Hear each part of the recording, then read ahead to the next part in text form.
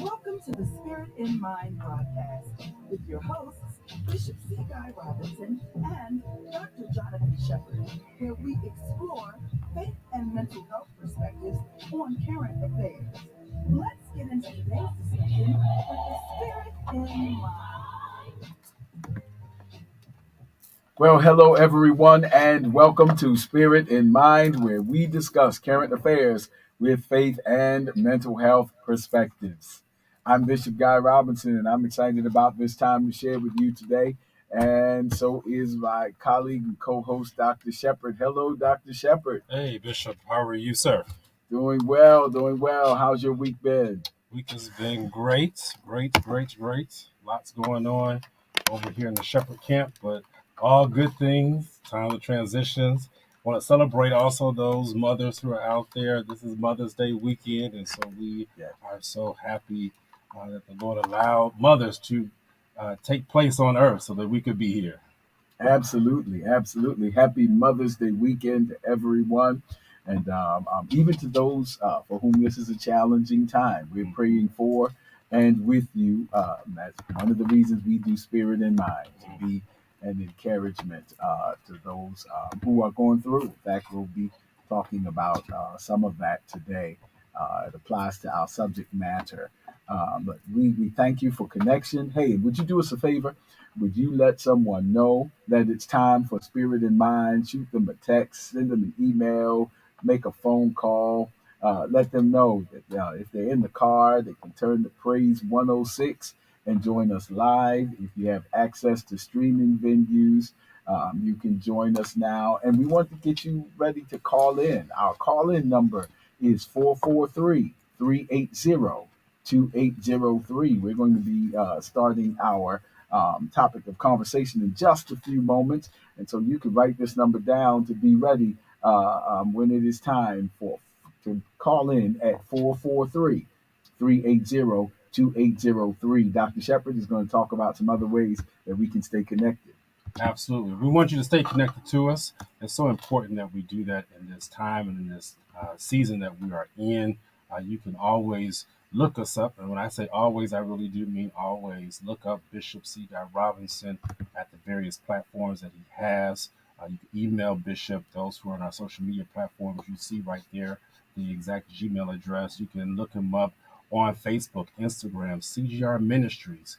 It will bless you if you go ahead and like and share and be able to subscribe to even YouTube channel where Bishop.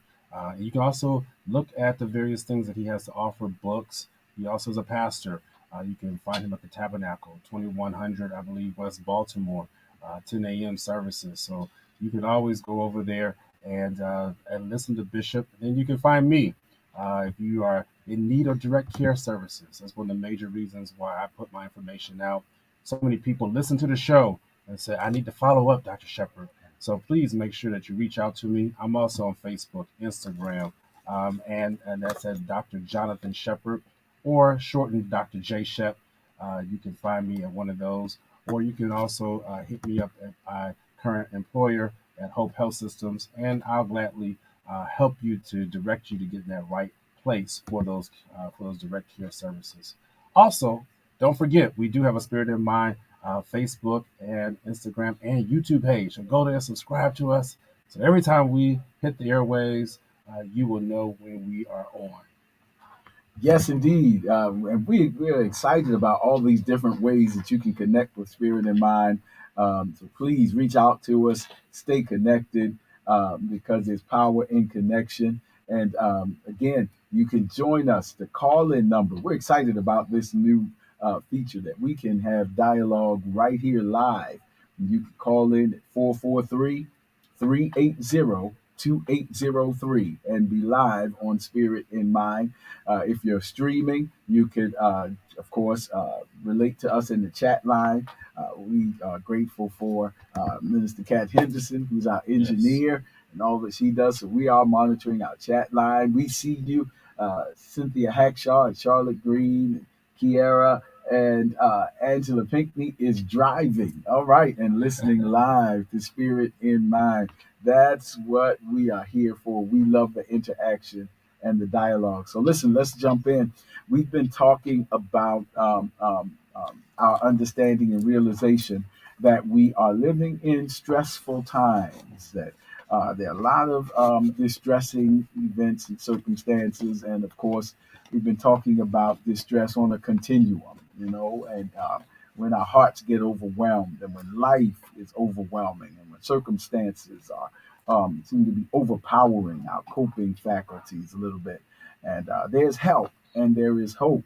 And so Dr. Shepherd is going to bring us up to date, and then we'll continue to build from there as we talk about managing in these stressful times. Absolutely. And so we just wanted to reiterate the different types of stress, and we're going to get right into what's happening even this weekend with Mother's Day.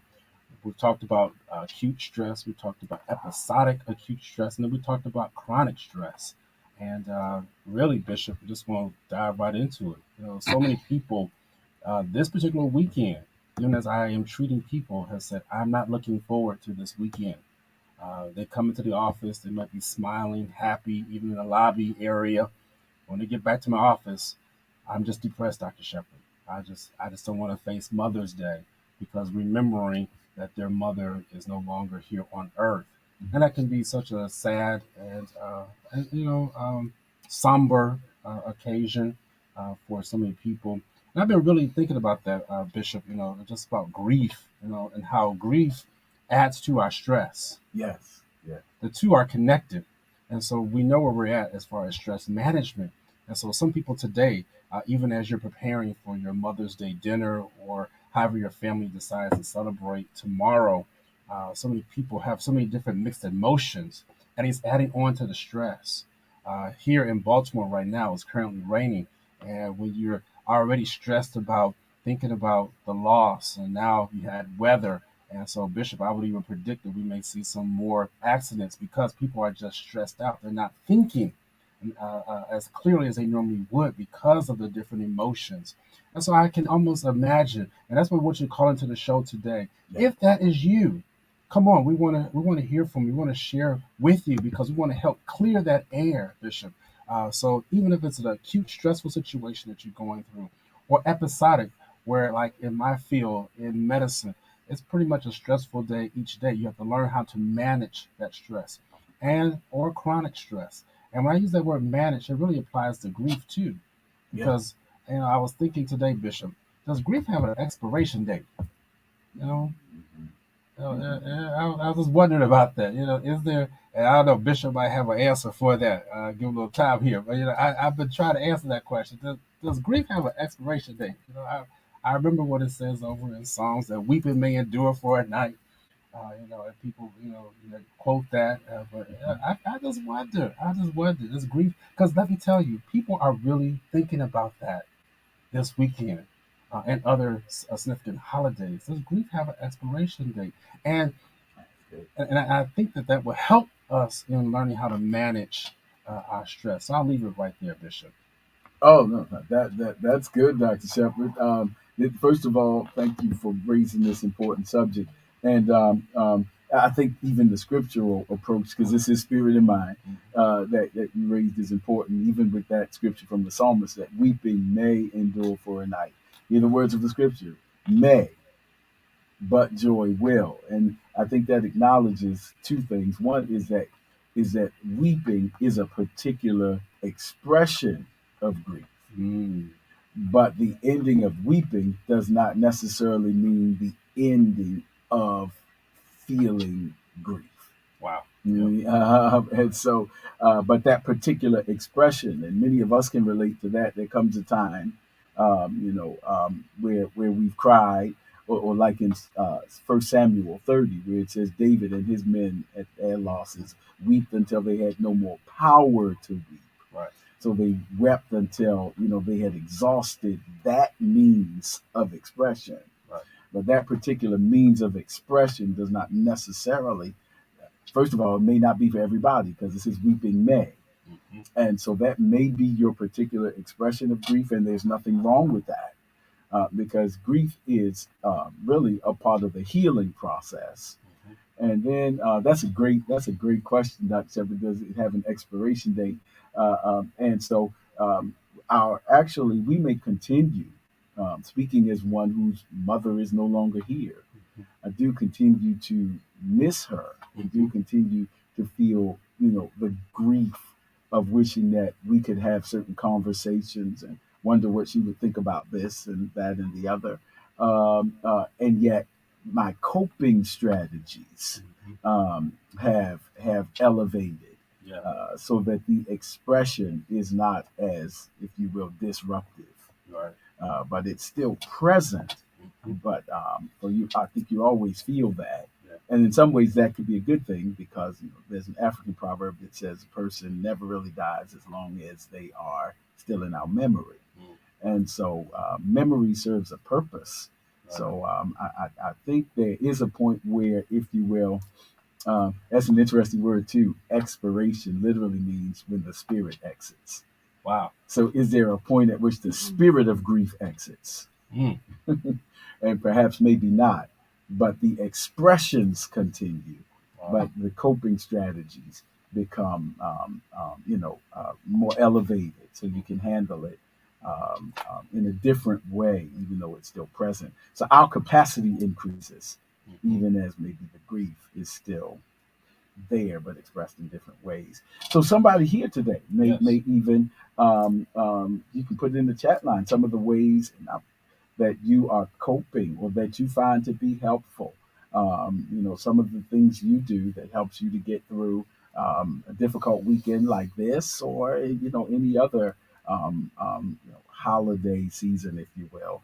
And so, because we're learning from each other, and just in sharing your experience, you may tap into a very profound psychological, clinical, or theological principle just in the way you've naturally tapped into your coping strategy. So we welcome you to put that in the chat line or to call in. Again, the call-in number is 443-380-2803. Dr. Shepard? Yes, sir. And so what that does, it takes us to our next segment, if we would. And we're waiting for you to call on in 443-380-2803. But stress affects your sleeping, eating, and exercising. Mm-hmm. So if we're talking about management of the stress, so you'll find yourself even this weekend or any other weekends where the stress will now impact your sleeping, eating, and exercising. And that impact can be positive and or negative. And so it's one of the things that even this week, as I began to prepare for our show, I thought about the need for discipline, which we talked about, and control, and how we must control the brain because it wants to feel better right now. So when you are stressed, when you are, man, I'm missing my mom. Ooh, let me start eating that peach cobbler that I know that she used to make. It just, but you know that the doctor told you don't do it. They know you suffer from diabetes, and already overweight, things like that. I'm not coming for nobody, but I'm just being real. I'm just giving you practical examples of what people are struggling with right now, and we find ourselves doing things because of the grief, because of the stress. Because if you're not careful with stress, stress will cause you to do things that you know that you're not supposed to do. Yeah. And the brain, is looking for the better, the feel better. We talk about that. I just want to feel better, but you have to have some control and discipline because that brain of yours, that mind, it just wants to feel better right now, and it would not think to exercise. It would just be thinking about feeling better after you had that sugary snack. That's it was that quick fix. But you gotta do the exercise.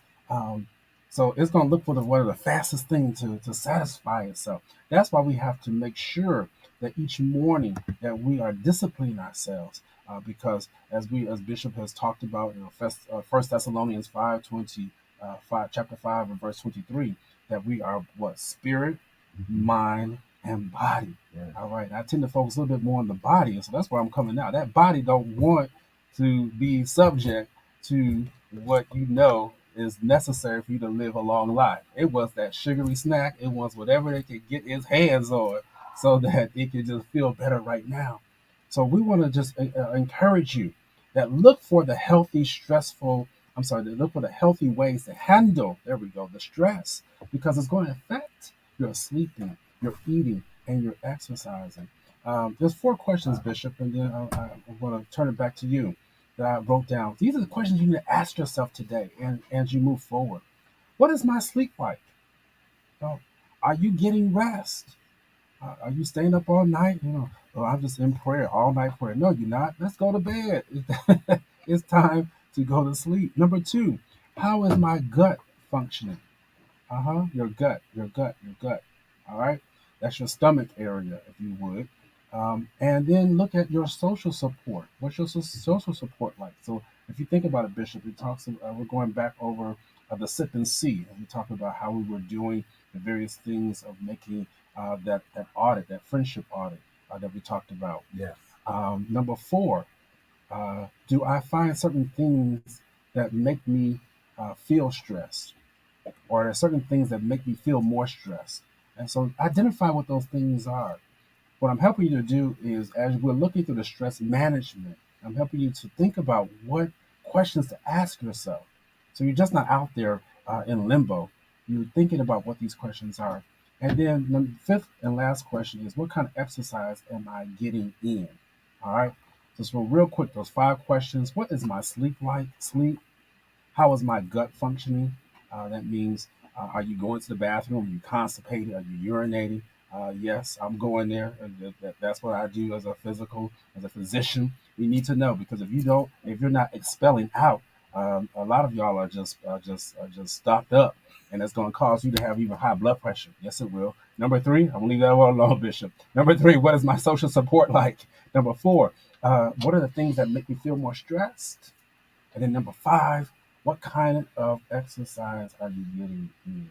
Those are questions I have for our audience today.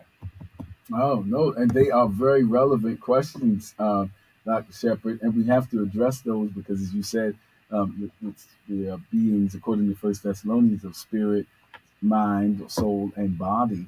And those 3, aren't overly compartmentalized, but they really affect each other. And so psychosomatic and situations are really true, and spiritual, psychosomatic. And so we have to address all of it, because one could be indicative of another, because they can be co-occurring and even affecting each other. So these are pivotal questions to ask ourselves. And it's important to acknowledge these because, I've said this before, but peace is not always defined as the total absence of stressful conditions in this life. Wow. Peace is not always defined in this life as the total absence of stressful conditions, but it is the presence of healthy coping strategies in the midst of some less than desirable conditions. Wow. And so that's so very important. And that's what the hymn writer meant when he said, "It is well with my soul." Sometimes even when sorrows like sea billows roll, there's a part that's well with my soul, because my coping strategies are sufficient for the circumstances. And when they're not, that's when we know that we need some help. And it's important because I didn't know we were going to go this way as the Spirit leads us. But there's some research that was done and reflects that some of the top unhealthy coping strategies are these: overeating, which you basically alluded to, overspending, oversleeping, and overindulgence. Wow. In general, that means in anything, in a substance, in a relationship, needy, attachment, clingy, dysfunctional relationships, things I wouldn't do otherwise, but under the stress, as you said, is affecting my executive decision making habits and those kind of things. Overeating, overspending, oversleeping, overindulgence. And these are the top among the top unhealthy coping strategies that people tend to employ, which only exacerbates the issues that we're facing. And so we had to lift these things up spiritually and otherwise. And so that's why it's so important. And I've talked again, you talked about the exercise, I've talked about the M's, the healthiness of make, move, meet, meditate, make up. There's some healthy, make means our creativity, move means exercise. Meditate means spend time in prayer. And I can't stay here because we're in our last couple of minutes, but I don't mean just we've commercialized prayer because of our culture, like a drop off, Right. this request, but actually the full teaching of prayer Wow. in which we wait for God to respond. And sometimes we say prayer doesn't work, but we don't do it as prescribed. Mm. You know what I mean? You're a physician. So Yes. imagine if you gave somebody a prescription and Right. we took it home and said, well, I know it said don't take this on an empty stomach, Right. but I don't have time. Right. And I'm just going to go ahead and do this. And I know it said only take one pill daily, but I'm going to just go ahead and triple up. Right. And then say it ain't working. Right. But we're not doing it as prescribed. Wow. And so many times that's how we do prayer. Wow. Because the scriptures are clear that we don't know how to pray as we ought. And the disciples said, teach us how to pray as we ought. Because sometimes we don't follow the prescription. That would be a whole different teaching on how to pray. But we end up saying that prayer is not effective, but there's actually some research to suggest to the contrary. But you have to do it as prescribed. Wow. And so these are just some of the coping strategies. And of course, when we pray, God gives us strategy. And part of that strategy might be go to see a therapist, go to get direct services, go talk to your pastor, get up and go to church. The same God who said, get up and go to the potter's house, I'll give you some more revelation. Get up, go wash in the pool, those kind of things. That's strategy. Put your net on the right side of the ship.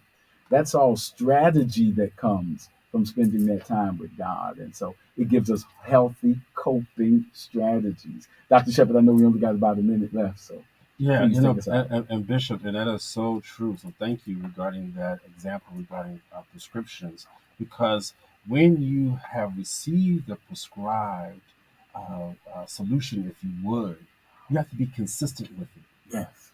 I think that is one of the major reasons why people do not have the full effects, and that could be natural or spiritual. So they may have prayed, or I prayed, during the month of January we were consecrated, and then you dropped it off in February. And God's like, yeah, I'm the same God that was blessing you in January. And so I found myself, even as I was going through preparing even for today, asking Lord, help me to be consistent. If you want to learn how to manage the stress in your life, for those who have these chronic stressful situations, you must be consistent in making sure that those mechanisms and those strategies that we talked about, you must be consistent with it. And as you're consistent with it, you'll see the stress level be lowered. It's not going to happen overnight, but as you're consistent with it, it will lower. And Bishop, guess what? Before you know it, you'll be finding yourself feeling better. And, hopefully next time I'll be able to share even my own personal testimonies with how I've been able to manage certain stressful situations, but I had to be consistent with what the prescription told me to do. Yes. And I'll close, even in prayer, there's such thing as active listening, like waiting to hear how and what way God is going to speak. And it's hard for us to do that without falling asleep. Wow. I don't have time, but you remember when Jesus said, my soul is exceedingly sorrowful, watch and pray. Right. He told them watch and pray, and it was hard for them to be attentive to what was happening in the spirit and pray without falling asleep. Wow. And so many times we wait and we just dump it off again. So prayer is not like a dump off, like a drive through at a fast food place. But again, imagine if I came into you and said, Dr. Shepherd, this is what I'm feeling, this was wrong, this was going on, and I dumped off all my cares, and before you could respond, I said, thank you, that's all the time we have for today. You won't be back. I won't be back, and I won't be better. Right. Because I didn't listen to your counsel. Wow. and what you have acquired. And so many times that time we pray, yes, we dump off when we cast all our cares on him, but we also give God time to respond in the manner that he's going to respond. And that's what makes a complete prayer cycle. Wow. It's the dialogue. Yes. And so, listen, I know we're down to our last few minutes, but I want to thank you for making time Yes. for Spirit in Mind today, Dr. Shepherd and I and our whole team, everybody. We're so grateful for all of you spending time with us. Please let someone know what we're doing. Seems like the time goes so fast. Yes. We got to get some calls in and all that stuff. So, but please let someone know that Spirit in Mind is happening every Saturday. Dr. Shepherd? Yes, I just again want to wish everyone a happy Mother's Day who's a mother out there, or even if you serve as a mother-like figure. We want you to know that these are the best times to be alive, Bishop. It really is. Even though there's a lot of stress out there, these are the best times to be alive. We want you to celebrate, and we just want to honor all those mothers today. Yep, and there's help and there's hope. And in the meantime, we look forward to seeing you next time by the grace of God on Spirit in Mind.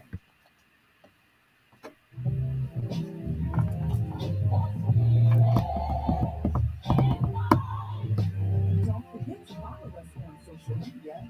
We're on Facebook at Spirit in Mind, and we're also on Instagram at Spirit in Mind Live. Join us next time for a new episode of Spirit in Mind.